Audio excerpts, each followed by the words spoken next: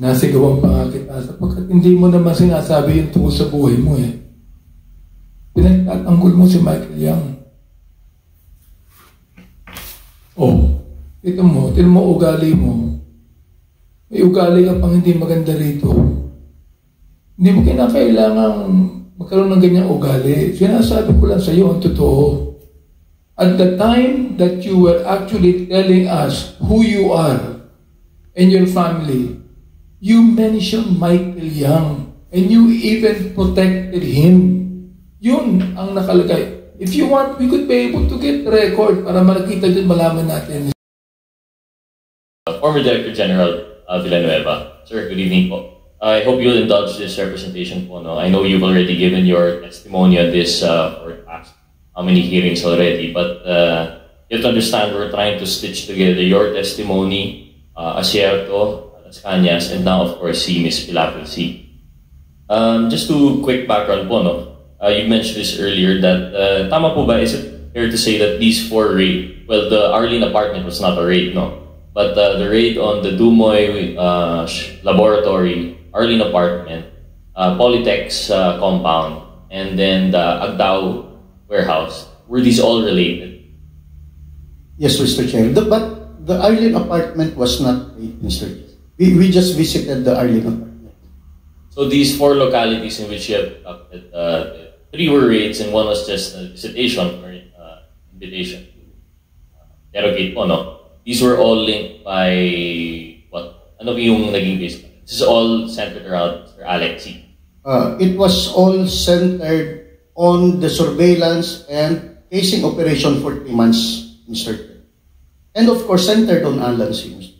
Okay. So it's centered on Mr. Alex C. and they're all related. Sense po na based on your findings, the Dumoy property is the laboratory, the Arlene apartment housed the chemists, and maybe know the relation of the what the other one? Agdao, Mr.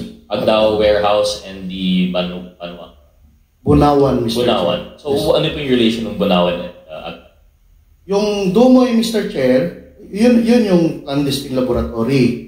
Yung Arlene apartment, Mr. Chair, is doon nakatira sila Alan C. At doon dumiretso yung dalawang chemist galing sa Maynila papuntang Davao.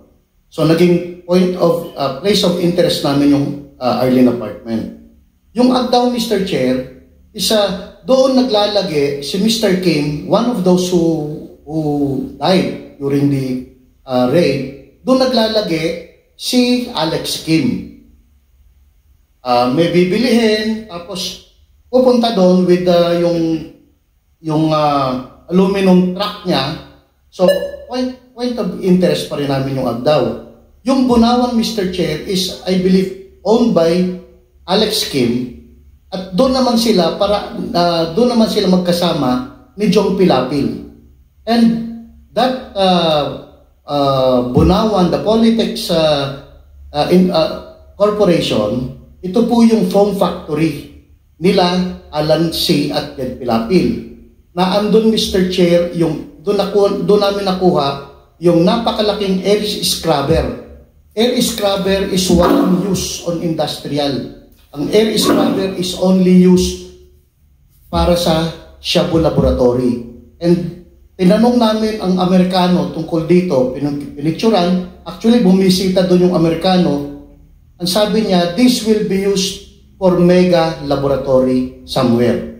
Kasi sinabi namin, dito na yung Dumoy. No, it will not be used there. It will be used somewhere.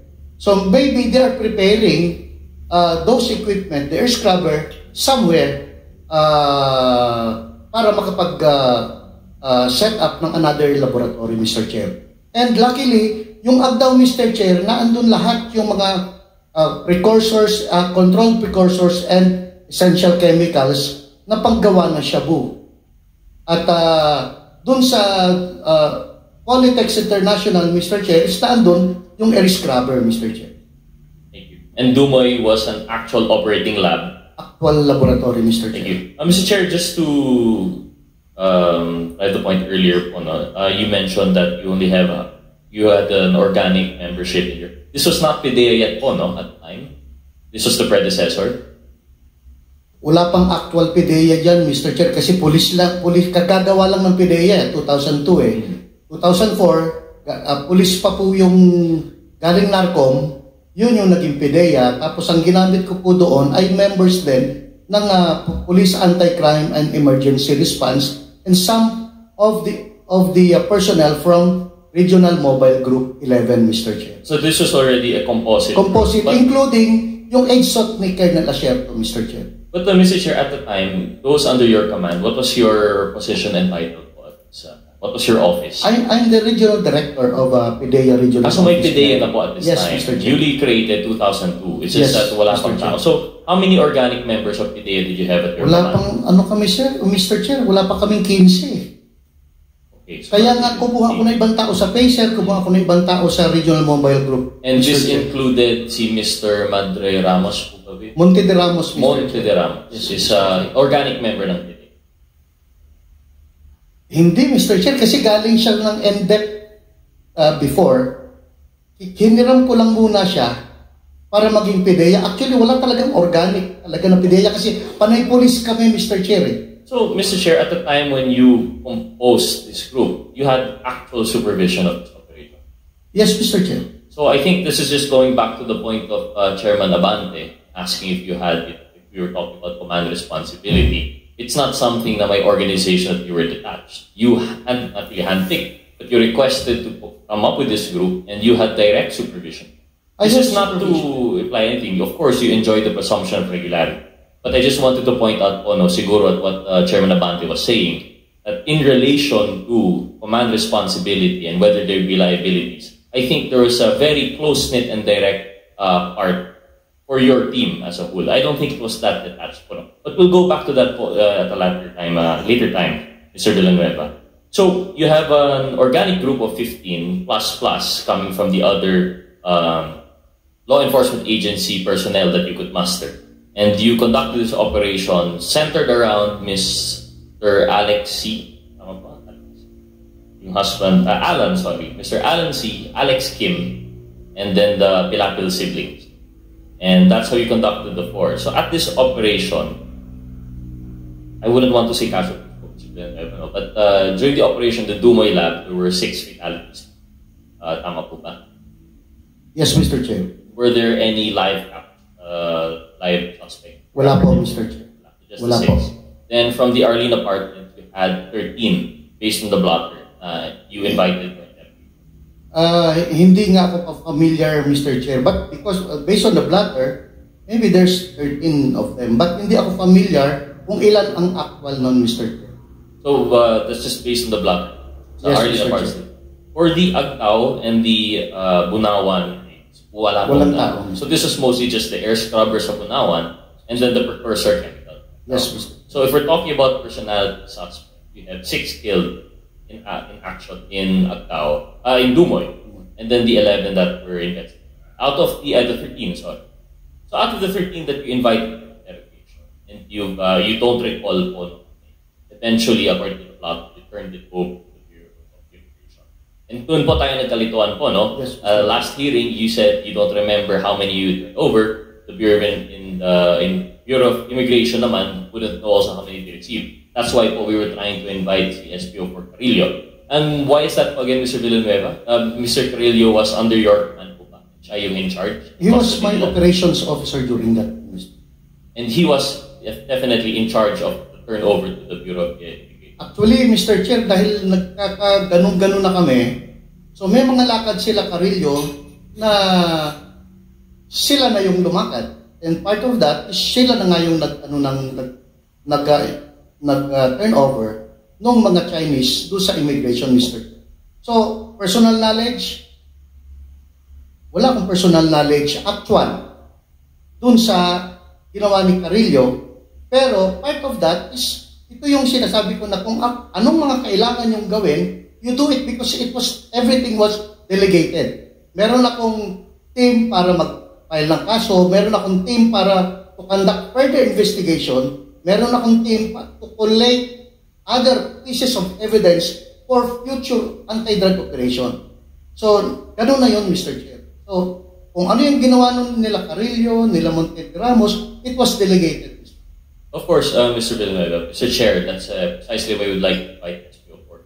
That's why we reiterate that. Siya nga po talaga. We don't doubt that you have or do not have personal knowledge. We understand the delegation of ours. But we just wanted to know po that in fact we are looking for the right person. Si SPO for Carillo talaga in charge regarding the invitation for indemnity.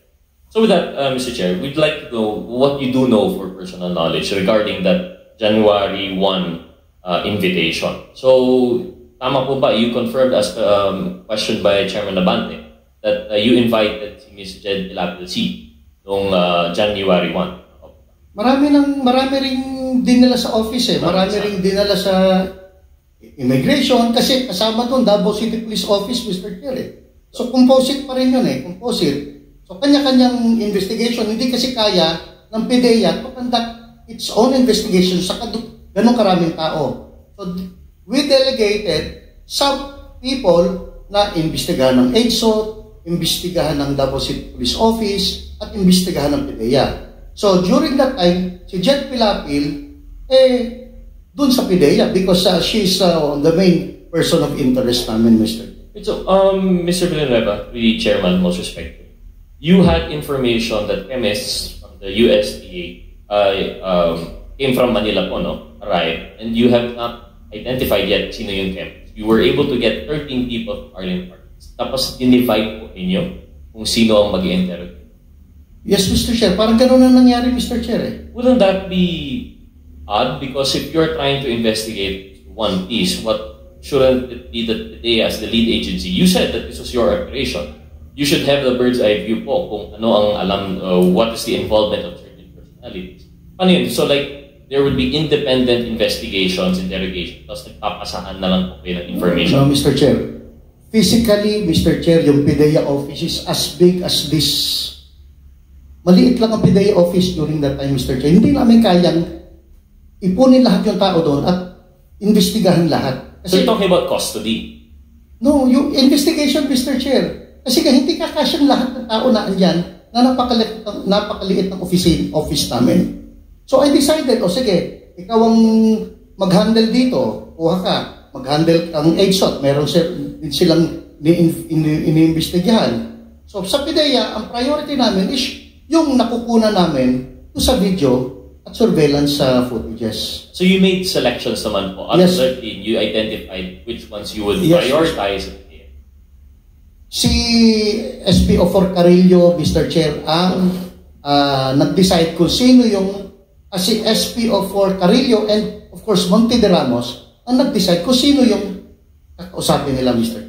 So at that time po, what was I definitely have Ms. Jed Pilapil C. And would you recall who else were brought to there? Hindi ko matandaan talaga, Mr. Chair. But you remember having Ms. Jed? Right after the investigation, Mr. Chair. Kasi maliit lang yung office nga, makikita mo eh. Meron na akong maliit na kwarto, but sa labas naman siya kinakausap. So, most probably nakita. But I cannot remember clearly kung what transpired during that time. But wouldn't it be po, maliit yung opisina? Mas maalala mo sino-sino po yung kasi maliit na po and you only had how many of them? Nakita ko, Mr. Chair. Nakita ko. But yung actual interview on her, I did not witness during the actual interview, Mr.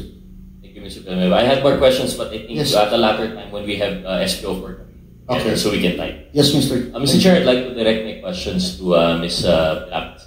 Before that, Congressman Gutierrez, I have here a letter from the OIC of the DPRM of the Philippine National Police informing us that Police Major Baltasar Carillo has passed already. So, dito natin, is anyone from DPRM? Can you please give the committee an information as to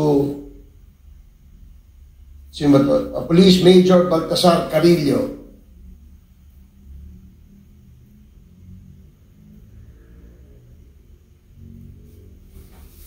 Identify yourself. Good evening, sir. I'm Police Major Randolph Morcabilis Macoy from PRBS, the Chief Inventory Section of the Pensions and Gratuity investigation. Sige, what can you tell this committee about Major Carillo? Because he was invited for today's committee hearing, but he did not attend. According, sir, to the issued General Order Number NHQG or CPO 2028-820, Police Major Baltasar Kimson Carillo from Pro 11 is effectively posthumously retired effective December 19, 2019 po, sir. Okay, sige, He died in the inactive service po, sir. Okay, sige, thank you. So, the information is well taken. So, you may proceed, Congressman Gutierrez. Thank you, Mr. Chair. I guess that would explain why no letter was received. Unfortunate po, no? Because he would be our only lead to the question of what happened, what truly happened to Dumoy and Arlene Apartments. But we'll see what we'll have to do po with our other. We'll have to see at a later time po. Mr. Chair, maybe ask really briefly lang po, no? They mentioned the DRM, died in action. Was this during a police operation? Or But the letter here did not say that he died in action or in the line of duty, but we were just informed by the DPRM that yes. sige po, Mr. Chair. Just have her questions. So, Mr. Chair, proceed with my interpellation. I'd like to ask si Ms. Lapis. Ma'am, magandang gabi po. Good afternoon po, Your Honor. Good afternoon. Good afternoon. Ms. Lapis, nabasa po namin yung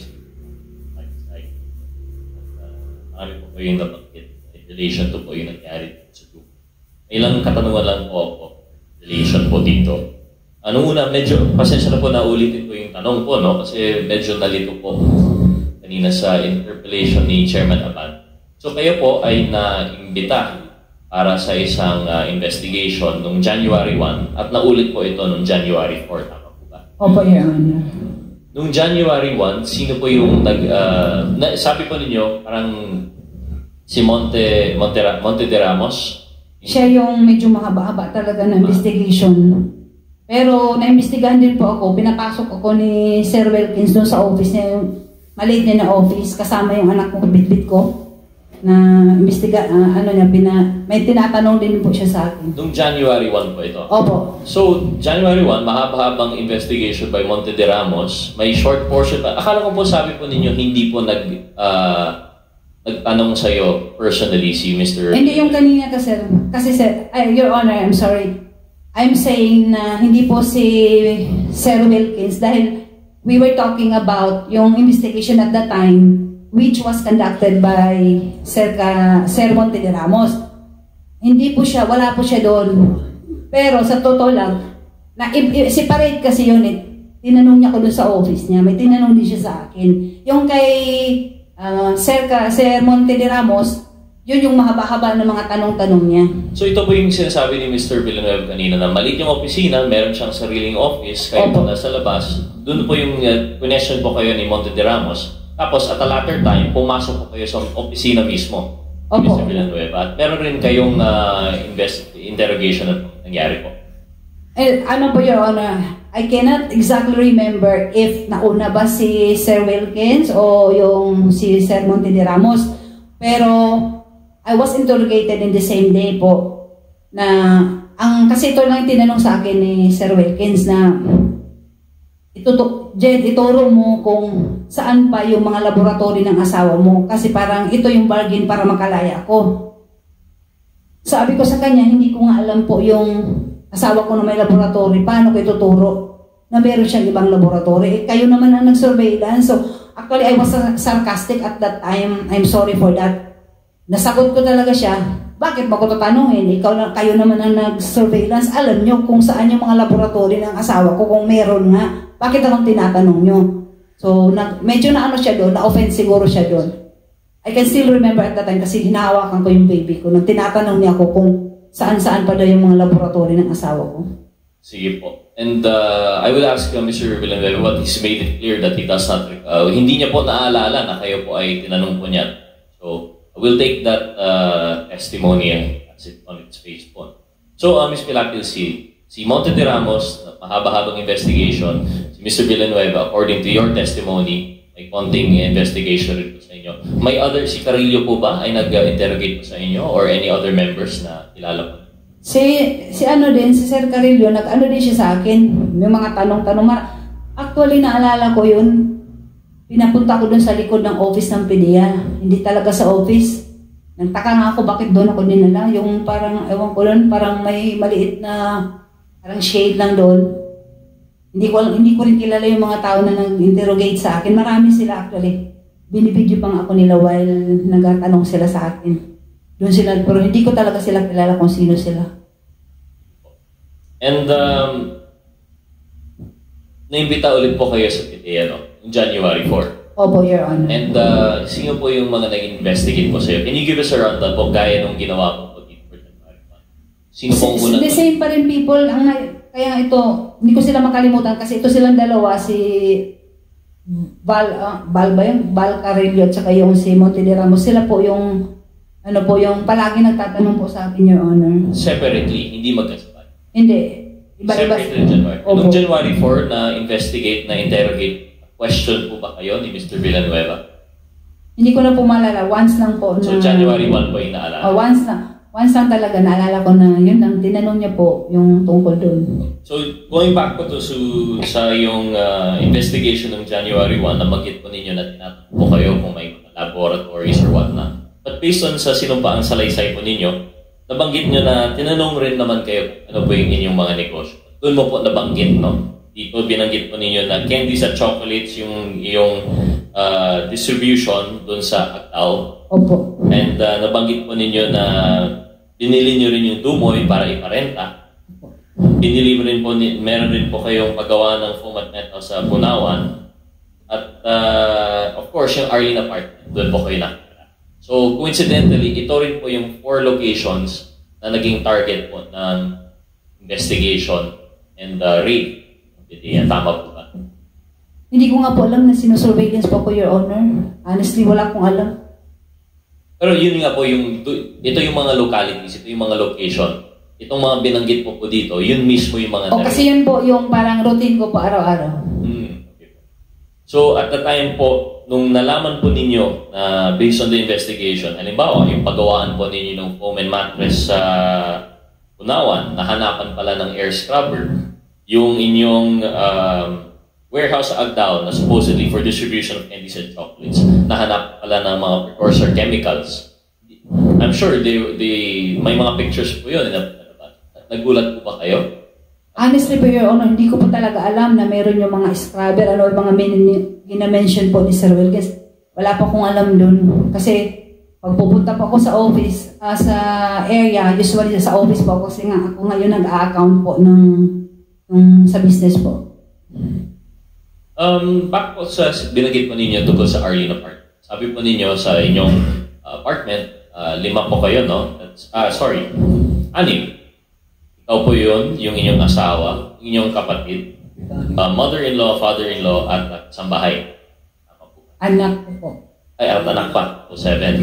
Tapos, yung in the other rented apartments na mga Chinese nationals rin, may naalala po kayong number? Ilan? Kasi kami, door 1 po kami, Your Honor. Tapos yung door 2, CD yun ang apelido, pero hindi ko sila kilala. Mga Chinese din yun. Yung 3, yung 4, hindi ko nakilala. Yung sa 7 lang po. The total number of occupants po, alala po ba? In addition to the 7 na kayo. Hindi ko talaga maano, Your Honor, kung ilan po talaga yun sila. Kasi nung dinala po kami doon sa PDEA, pinasakay po kami lahat, pero hindi ko pa alam kung ilan kami at that time po, Your Honor. Sa bagay po, no, inamin naman ni Mr. Villanueva na kinuha po kayo from Arlene Park. Separate na po kayo. So, hindi sabay-sabay yung based on the blotter na 13%. Sige po. One last question po, no? Kasi sana po naintindihan po ninyo. Naramdaman ko po yung sinasabi ko.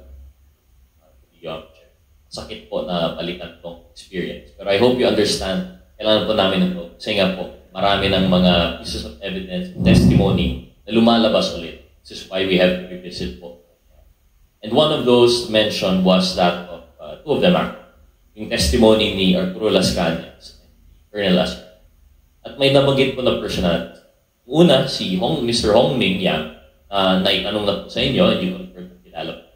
But I also have to bring up si Mr. Johnson Chua, and this was also questioned by, I think, Barbara Tate. Kilala niyo po ba si Mr. Johnson Chua? Kilala ko po siya kasi siya po yung nag-rent ng Door 7. So kasama rin po siya sa Arlene? Opo. May pamilya po siya may asawa siya at saka anak. Siya po ba ay kasosyo rin po ninyo yung sa Dumoy, yung sa Agdao, yung sa Punawan? Hindi ko po maalala, pero sila, friend po sila ng asawa ko po. Malapit na magkaibigan ba? Siguro kasi nga yung, di ba, kapitbahay, tapos minsan kasi nagmamadyong sila doon, yun lang. Parang yun lang ang parang nakikita ko na na pumupunta siya doon. Naglalaro ng madyong po. Mr. Chair, maybe know from the Secretariat, we have a picture. Do we have a picture of Mr. Johnson Chua? Comsec? Well, Mr. Chair, while that's being done... Not on our files, but we will ask the Secretariat to look. Sige po. Mr. Chair, actually my question is done. Siguro when the picture is ready, we'll just flash it. With that, I'd like to... Maraming salamat. Thank you, Mr. Chair. Thank you, Congressman Gutierrez. Just a clarification kay General Wilkins Villanueva. So, Wilkins, ilang buwan yung sinurveillance si Alan C? 3 months, Mr. Chair. So, dun ba sa 3 months na surveillance ninyo, hindi nyo nakita o narinig na lagi niyang kausap si Michael Yang? Wala, Mr. Chair. So, hindi honestly, Mr. Chair, kung alam ni Asherto at alam ko na involved si Michael Yang, Mr. Chair, hindi makakalusot siya. Pero ganito, sabi mo kanina, it was a joint operation between the PIDEA at saka IDSOT, correct? Yes, Mr. Chair. PIDEA, represented by you and your team, at si PIDEG o si IDSOT, represented by Colonel Asherto at saka yung team niya. Yes, Mr. Pero dun sa report ni Colonel Asherto, lagi niyang sinasabi sa atin na meron siyang intelligence report against Michael Yang. Hindi ba niya shinare sa'yo yung information na, yung intel na yan? Yun nga ang problema sa kanya, Mr. Chair. Kasi during the time na magkasama kami, wala namang Michael Yang kami. Kasi if it was a joint operation, sabi niya may Michael Yang, sabi mo wala. Kaya napakahirap timbangin kung ano ba yung rito issue, but we will get to that more comprehensively in the next probably hearing, no? Mr. Chair, gusto ko lang pong sabihin to Mr. Will, the last hearing that we had, nung sinasabi niya yung tungkol sa buhay mo, Mr. Wilkin, ako nagsalita, no? Di ba? Nasigawan pa nga kita sapagkat hindi mo naman sinasabi yung tungkol sa buhay mo Pinagtatanggol mo si Michael Yang. Ito mo ugali mo. May ugali ka pang hindi maganda rito. Hindi mo kinakailangan magkaroon ng ganyang ugali. Sinasabi ko lang sa iyo ang totoo. At the time that you were actually telling us who you are and your family, you mentioned Michael Yang and you even protected him. Yun ang nakalagay. If you want, we could be able to get the record para makita dun, malaman natin. Mr. Chairman, thank you. Okay, salamat, Congressman Abante. Yun lang, no? It still remains a puzzle to most of us, considering that mayroong joint operation, pero yung side ni Colonel Asherto, meron siyang intel against Michael Yang, and on the side of PIDEA, where most of it are your team, no? Sama mo yan, pati si Carillo. Kayo nagsisurveillance kay Mr. Alan C. Doon sa surveillance nyo kay Alan C, sinabi mismo ng asawa ni Alan C na madalas silang pupunta sa DCLA, kausap si Michael Yang. Pero sa inyong report, wala yun. Sige, please respond to that, and then we will ask the next interpolate. Sige, yes, Ito na nga kasi, Mr. Chair, kasama ng team ko yung HSOT. Kung alam ni Asierto na merong Michael Yang, si Michael Yang makikita lang sa DCLA, Mr. Chair. Hindi naman nagtatago si Michael Yang during that time. Lumabas, Mr. Chair, si Michael Yang 2016. And so, sa akin, wala akong idea na involved si Michael Yang doon. Pero hindi na-share sa'yo ni Colonel Asierto. Wala, Mr. Chair. So walang exchange of information. On that Dumoy clandestine laboratory operation, Mr. Chair, ang target lang is Johnson Chua, Alan C., and Alex Kim, Mr. Chair. Kung merong Michael Yang, Mr. Chair, na i-share dapat si Asierto, ang daling kunin sa ang daling puntahan sa DCLA. Kasi, like example, no, ito si Alan C., Chinese citizen ito. Tumayo ng Pilipinas, napunta ng Davao. Ang kausap, mga Chinese. So definitely, if Alan C. Is a drug lord, maaaring ang mga kausap niya sa Pilipinas na Chinese din, ay maaaring may involvement sa kanyang negosyo. And I'm sure nasagi nyo yan o natisod nyo yan sa inyong intel. It's just that it's still a puzzle to us kung bakit hindi lumalabas ang pangalang Michael Yang sa side mo. Pero sa side ng ka-joint operations mo, ay lumalabas. So again, kagaya nung nasabi ko kanina, we will discuss that, deliberate on that in the next Quadcom hearing. And I hope you will still be here to cooperate with us, General Wilkins. Mr. Chair, I'd just like to share my observation in connection with what you said. Okay, short observation. And then we now move to Congressman Ernest Dionisio. Sige, Congressman. Yes, sir. Yes, because I also questioned Director Wilkins about it before. And he mentioned nga na they picked up 11 other Chinese persons who were living right next to Alan C. Living lang. Nakatira lang doon sa apartments right next to Alan C. They picked them up because they were considered persons of interest. Just because they were living right next to Alan C. Now the question is, why wouldn't you go and question Michael Yang if Michael Yang was a business partner of Alan C? Pinick up mo nga yung mga kapitbahay lang na Chinese din. Bakit hindi mo man lang questioning yung Michael Yang na pinupuntahan, sabi ni Jetsi, pinupuntahan nila, kinakausap nila. Yeah, yun nga that's what's bugging me kasi pinick up mo yung 11 others who are just residents and residing near Alan C. Yet hindi mo pinick up yung taong kausap nila at negosyo nila.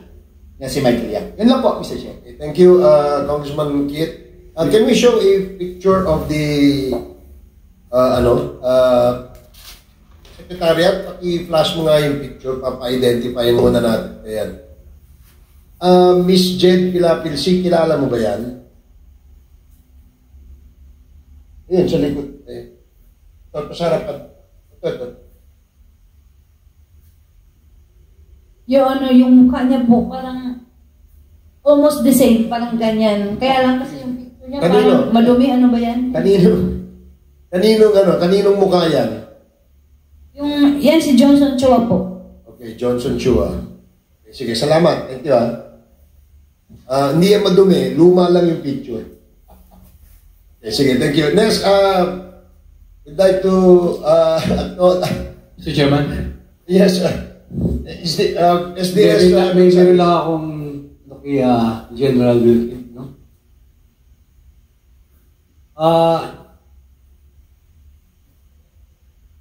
General Wilkins, nung dinetain niyo po si Jed, meron po kayong warrant of arrest?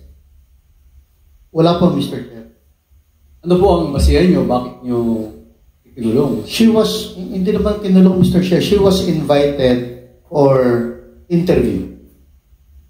She was invited, but after the interview, ba't hindi niyo po pinalabas? Ano po ang basihan niyo? Bakit hindi niyo binalik? Yun nga, Mr. Chair. Since it's already delegated to my investigator, hindi ko alam na kung ilang araw ba siya doon Basta ang instruction ko is to conduct interview on Jed Pilapil because talagang person of interest siya, Mr. Chair. As to detaining her, no personal knowledge ako, Mr. Chair. Kasi magpa-follow up operation kami doon, Mr. Chair. During that time, we are busy conducting follow-up investigation and operation on other sites kung nasaan na ando ng mga warehouses, Mr. Chair. EG, ikaw ang head of the agency. Kailangan po alam nyo yun. So, yung mga subordinate nyo, in-interrogate, you will approve it. Kasi, hindi ho pa biro-biro to kasi kanina pa ako nakikinig. Kasi si Jet, si Ma'am Jet, nakulong siya na walang warrant of arrest. Parang kidnapping po ang ginawa nyo eh. Parang, yun nakikita ko walang warrant of arrest kung hindi nyo binalik. I believe, Mr. Chair, hindi naman siya nakulong for... Hindi ko alam, Mr. Chair. I don't have the knowledge eh. Kaya hindi kita masagot, Mr. Chair eh. Hindi ko alam kung ilang araw ba siyang nakulong doon, Mr. Chair. Mr. Chairman, can I